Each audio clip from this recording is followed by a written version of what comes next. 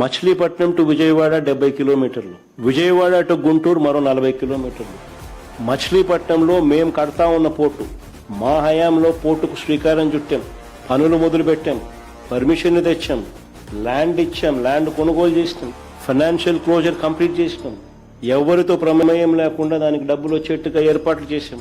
ఈరోజు చెన్నై అనేది port city, Bombay అనేది ఈరోజు పోర్ట్ సిటీ. ప్లాన్ బి కింద మేము చెప్పినాం మచిలీపట్నం టు విజయవాడ 70 కిలోమీటర్లు, విజయవాడ టు గుంటూరు మరో 40 కిలోమీటర్లు, మొత్తం ఈ 110 కిలోమీటర్లు నేషనల్ హైవే రోడ్డు ఉంది. ఈ నేషనల్ హైవేకు కాస్త అటు ఇటుగా ఈ మొత్తం క్యాపిటల్ ఏరియా కింద డిక్లేర్ చేయండి. మచిలీపట్నం నుంచి ఎంఏ తీసుకోండి, విజయవాడ నుంచి విఐ తీసుకోండి, గుంటూరు నుంచి GUN తీసుకోండి. మావి గన్ అని పేరు పెట్టండి. మచిలీపట్నం, విజయవాడ, గుంటూరు మా వి గన్.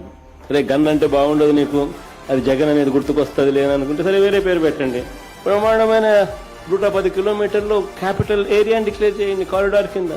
కనీసము ప్లాన్ బి అన్న కనీసం పిక్చర్లోకి వస్తే అట్లీస్ట్ నువ్వు పెట్టే 2 లక్షల కోట్ల రూపాయలు, ఆ 2 లక్షల కోట్లలో 10% పెడితే చాలు.